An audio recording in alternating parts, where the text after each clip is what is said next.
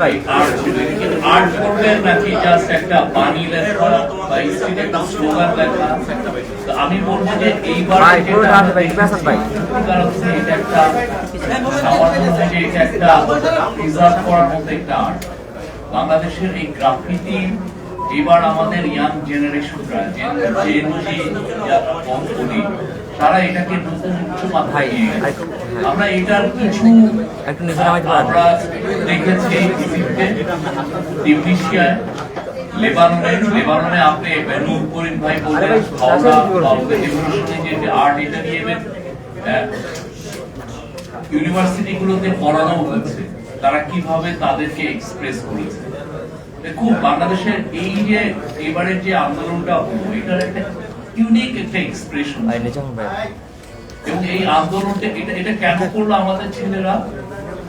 তারা পৃথিবীকে জানাতে চায় যে বাংলাদেশের নতুন একটা জেনারেশন আসছে, বাংলাদেশের ইতিহাসে তারা নতুন একটা বাকবদল করতে চাচ্ছে, এবং এটা তারা পৃথিবীকে বলছে যে আমাদেরকে তোমরা ডিগনিটির সাথে দেখো, আমরা এসেছি, উই আর হিয়ার।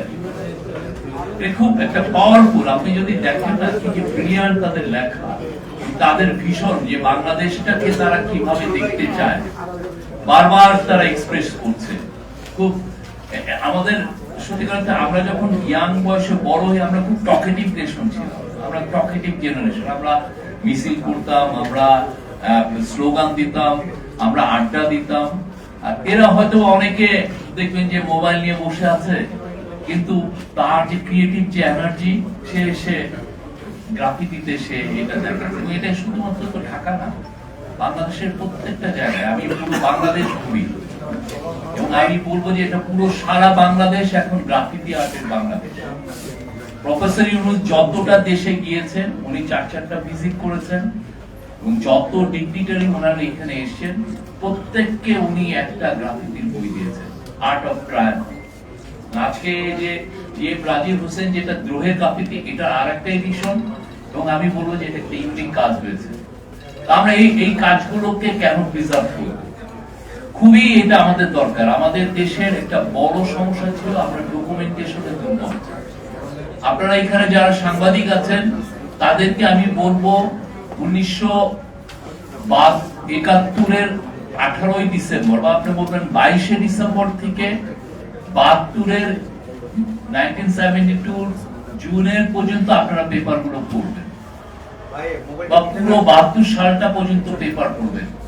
দেখবেন যে আমরা এই যে 1971-এ যে আমাদের একটা মহান একটা বিপ্লব হলো, মহান একটা লিবারেশন স্ট্রাগল আমরা করলাম, ওয়ার করলাম, একটা ভয়ঙ্কর রকমের একটা মিলিটারি এগেইনস্টে। দেখবেন ডকুমেন্টেশন নাই, খুবই পোর ডকুমেন্টেশন। আমি ওই পেপারগুলো পড়েছি, পড়ার কারণে আমি বলছি এটা কারণ কি, আমরা আসলে এত বেশি মানে শেখ মুজিবের প্রথম কয়েকটা মাস এত বেশি আমরা এক হলো ভঙ্গুর একটা ইকোনমি, আর একটা হচ্ছে যে তার যে মানে খুবই বলবো যে না বরং তার বলবো যে তার যে বাজে রকমের একটা ইকোনমিক পলিসি, হ্যাঁ সুইসাইডাল বলবো, তা বাংলাদেশকে আরো গরিবের দিকে নিয়ে। তো মানুষ তখন কি নিজের বাঁচার যন্ত্রণায় সেই গ্রাফিতি কি করবে আর ইয়ে কি করবে। তো ফলে আপনি দেখবেন, আপনি ওই পেপারগুলো আমি সবাই আমরা খুব ডকুমেন্টেশনে দুর্বল ছিলাম। পরে এসে দেখবেন যে 10, 15, 20 বছর পরে কেউ 1971 সালে জন্ম হয়েও কিন্তু সে মুক্তিযোদ্ধা হয়ে গেছে, ডাকাত হয়ে গেছে, মুক্তিযোদ্ধা, মন্ত্রীও হয়েছে, ঠিক না? তো এই যে এটা কারণ কি, আমরা ডকুমেন্টেশন সে সময় করি নাই, কার কি রোল ছিল আমরা এগুলো লিখি নাই। পরবর্তীতে যে যার মতো নিজের নিজে আবিষ্কার করেছে, আমি এটা হয়ে গেছি, ও এটা হয়েছে। এবারে যে গ্রাফিতির যে বই আমাদের এই বিপ্লবকে ধরে রাখবে, নতুন বাংলাদেশের যে গণ অভ্যুত্থান হলো, এই গণ অভ্যুত্থানকে ধরে রাখবে, এটা খুবই ইম্পর্টেন্ট।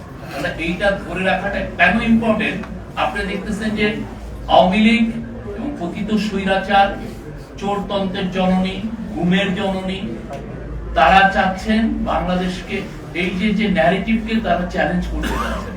বারবার আপনি ওদের মেসেজগুলো দেখেন, 3000 পুলিশ মারা গেছে, ওদের মাঝে ইউনুস হচ্ছে জঙ্গি লিডার, ইউনুসকে ঘিরে আছে কারা? জঙ্গি লিডার। এটা এটা কেন করছে জানা? এটা খুবই ওয়েল অর্কেস্ট্রেটেড ক্যাম্পেইন এবং এটা ইন্ডিয়ান মিডিয়া ওইটার সাথে জড়িত। তারা মিলিয়নস অফ ডলার খরচ করছে এই হাসিনার অলিগার্ক গুলো। সে একটা নতুন ন্যারেটিভ তৈরি করতে চাচ্ছে, ওয়ার্ল্ডে বুঝাইতে চাচ্ছে যে তুমি যেটাকে গণঅভ্যুত্থান বলতেছো সেটা আসলে গণঅভ্যুত্থান না, সেটা আসলে এটা হয়েছে। যাতে এটার কারণ থেকে এটা খুব বড় রকমের একটা চক্রান্ত, যাতে আপনার আমার দেশের উপরে সে কোন রকমের কোন বিদেশিদেরকে বুঝাতে সক্ষম হয় যে আমাদের দেশে যেটা হয়েছে সেটা আসলে মানে এটা গ্লোবাল অর্ডারের বাইরের কোন কিছু। আমাদের উপরে যাতে সে চাচ্ছে, বলতে চাচ্ছে যে তোমরা এদেরকে দেখতেছো, সেই লোকটা তো এটা না। প্রফেসর ইউনূস পাবলিক লাইফে আছেন 6 দশক ধরে, তার প্রত্যেকটা বাপ তার ক্যারিয়ারে সবাই চিনে, অথচ তাকে তারা এইভাবে পোর্ট্রে করছে। কারণ সে বাংলাদেশে যে একটা ইউনিক ইতিহাস, নতুন বাংলাদেশে এইটাকে উল্টে দিতে চায়। এই কাজটা তারা কিন্তু আগে করছে। আপনি দেখেন পুরোটা 15 বছরে কয়জন লেখক আছে যে 74-এর ফ্যামিলি নিয়ে লিখেছেন? আপনি দেখেছেন? কারণ কেউ নাই। আপনি যে আফতাব আহমেদ যিনি ছিলেন কি জন্য বাসন্তীর ছবি তুললেন, উনি মিস্টেরিয়াসলি মারা গেলেন, কেউ এটা ইনভেস্টিগেটও করলো না। পুরো আপনি 74 সালে আপনি রক্ষী বাহিনী দ্বারা যেটা আমরা দেখেছি, যেটা পড়েছি, 30,000 লোক মারা গেছে। আপনি ইউটিউবে ঢুকলে ওই যে 74 সালের যে ব্রুয়েল কিচেন, হ্যাঁ, যেখানে মানুষকে যে জনগণকে খাবার দেওয়ার জন্য যে সেগুলো পুরো আছে, কিন্তু ওইটা সব 15টা বছর ধরে তারা সব এই যে হিস্ট্রিকে যে ইরেজ করে নতুন হিস্ট্রি চাপানো, এটা ওদের, এটা হচ্ছে they are quite good at it. মানে এই জিনিসটা তাদের একদম পুরো আপনাকে শোষণ করার মূল হাতিয়ারই হচ্ছে আপনার হিস্ট্রিকে আপনারে বুঝা দেওয়া, এবং আপনাকে বলবে আপনি সে অপ্রেসর, কিন্তু নিজেকে সে বিদেশে জাহির করছে আমি অপ্রেসড। আপনার পুরো বাংলাদেশের থেকে তার এবং তার লোকরা $234 বিলিয়ন বাইরে নিয়ে গেছে। তার এবং তার পেটুয়া বাহিনী বাংলাদেশের 3,500 লোককে গুম করেছে। বাংলাদেশের এই জুলাই অগাস্টে আপনি 2,000 লোকের মতো মানুষকে খুন করেছে, যাদের কারো কারো বয়স 4 বছর, 6 বছর, 8 বছর। আপনি তার সময় শাপলার হত্যাকাণ্ড হয়েছে, তার সময় আপনার মাওলানা সাইদির ভার্ডিক্টের পরে কি ভয়ানক একটা হত্যাকাণ্ড হয়েছে। তারপরে দেখেন একটা দেশের চিফ জাস্টিসকে গলায় ধরে তার সিকিউরিটি এজেন্সি যে পিটিএফ দেশে পাঠিয়ে দিয়েছে। আবার ওনারা বলতেন আমাদের জুডিশিয়ারি ইন্ডিপেন্ডেন্ট। একটা দেশের চিফ জাস্টিসকে যদি এটা হয়, তাহলে কোন জাস্টিসের আপনি মনে করেন যে তার ইন্ডিপেন্ডেন্স আছে? কিছু ছিল আপনার? এবং যে যখনই একটা ভালো মানে বিএনপির এক লিডারের এখন সম্ভাবনা হয়েছে যে উনি বের হবেন, আমরা শুনেছি যে তাকে এখন জামিন দিতে পারবে, এটাও আমরা শুনেছি যে তখন জাজের রুমে সিকিউরিটি এজেন্সি লোক পাঠিয়ে দেওয়া। এবং এটা তো না, তারপরে এক্সট্রা জুডিশিয়াল কিলিং হয়েছে 3,000। এবং বাংলাদেশে এই জিনিসটা কেউ বলেন না, এই জিনিসটা কিন্তু ভয়াবহ। আপনি 60-70 লক্ষ অপোজিশন অ্যাক্টিভিস্টের লাইফ আপনি হেল্প করে দিয়েছেন। কারো 10টা, কারো 20টা, রিজভি ভাই কোথায় একাই 300টা কেস করে দিচ্ছেন। তাদের লাইফ আপনি শেষ। তাদের ছেলে মেয়েরা কোনো চাকরি পায় নাই। তারা যদি চুপি সারে কোনোভাবে একটা ধরনের কনস্টেবলেরও চাকরি পেয়ে গেছে, সেটাও জানাজানি হয়ে গেছে যে না উনি বিএনপি পরিবারের ওর চাকরি দেওয়া যাবে। কি ভয়াবহ একটা সময়। কিন্তু তারা টোটালটা তাদের পুরো অ্যাটেম্পটা হচ্ছে যে এটাকে আমি উল্টিয়ে দিব, দিয়ে আমার ন্যারেটিভ আনবো। এই ন্যারেটিভের এগেইনস্টে এই গ্রাফিতির বই খুব ইম্পর্টেন্ট।